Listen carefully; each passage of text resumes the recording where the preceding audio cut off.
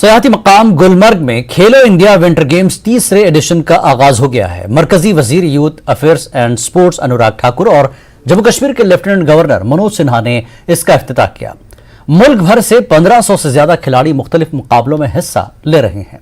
पेश एक report.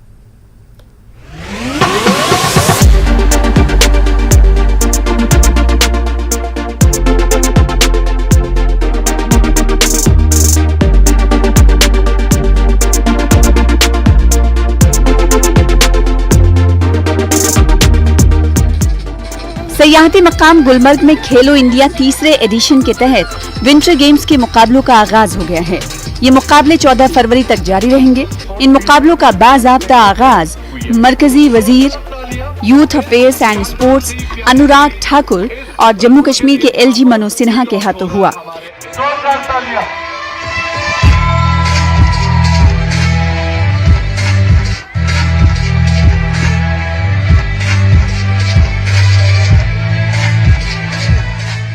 Virtual mode में वजीर आजम नरेंद्र मोदी ने इफ्तिताह किया और मैसेज भी उनका सुनाया गया। वजीर आजम नरेंद्र मोदी ने अपने पैगाम में कहा कि गुलमर्ग में खेलो इंडिया में हिस्सा लेने वाले खिलाड़ियों के साथ उनकी नेक तमन्नाएं हैं। इस मौके पर मरकजी वजीर youth affairs and sports Anurag Thakur, Jammu Kashmir के लेफ्टिनेंट गवर्नर मनोज सिन्हा और गवर्नर के मुशीर ने भी खिताब किया। खेलो इंडिया अभियान प्रधानमंत्री नरेंद्र मोदी जी की एक ऐसी सोच है कि खेलो इंडिया यूथ गेम्स, खेलो इंडिया यूनिवर्सिटी गेम्स और खेलो इंडिया विंटर गेम्स, ये 3 प्लेटफॉर्म ऐसे खड़े किए गए हैं कि इसके माध्यम से हजारों खिलाड़ी हर वर्ष कंपीट करते हैं। और माननीय एलजी साहब को मैं क्या बताना चाहता हूं कि इसी समय खेलो India youth games Madhya Pradesh के 9 शहरों में 5,500 से ज्यादा खिलाड़ी देश भर के वहां पर पार्टिसिपेट कर रहे हैं और कल उसका समापन भी होगा।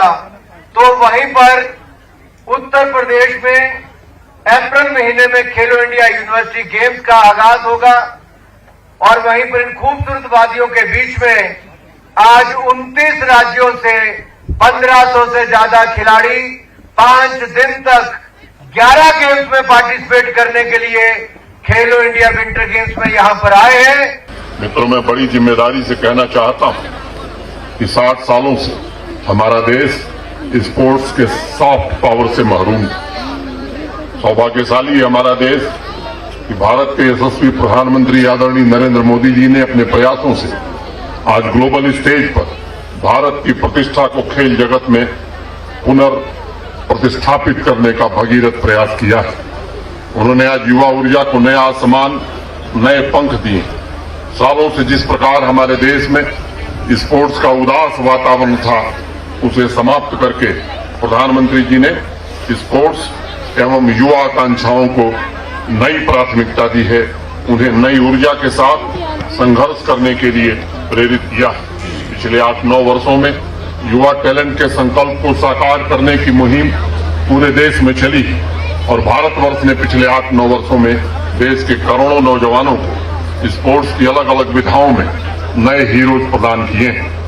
तो ये हमारी प्रतिबद्धता को प्रदर्शित करता है कि जम्मू कश्मीर प्रशासन स्पोर्ट्स में हमारे खेलने वाले बच्चों के लिए, नौजवानों के लिए हर प्रकार की सुविधा उपलब्ध कराना चाहता है। दूर दराज के इलाकों में भी सर्वोत्तम सुविधाएं उपलब्ध कराने के लिए हमारे स्पोर्ट्स डिपार्टमेंट में स्पोर्ट्स काउंसिल ने पूरी मेहनत की है और आज जम्मू कश्मीर के कोने कोने में बिखरे स्पोर्टिंग टैलेंट को सही प्लेटफॉर्म मिले, इसकी कोशिश की जा रही है।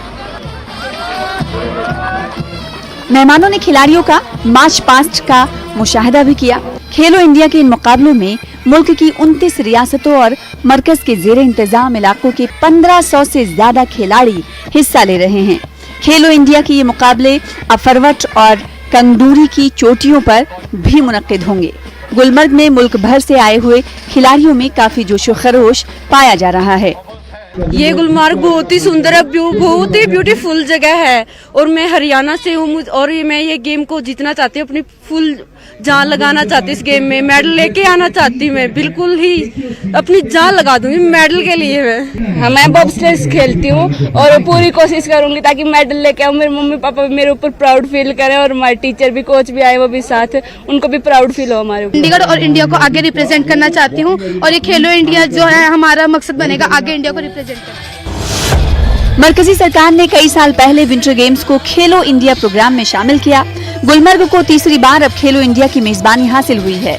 गुलमर्ग में इफ्तिताही तकरीब पर मुख्तलिफ फनकारों ने रंगारंग सकाफती और तमद्दुनी प्रोग्राम पेश किया।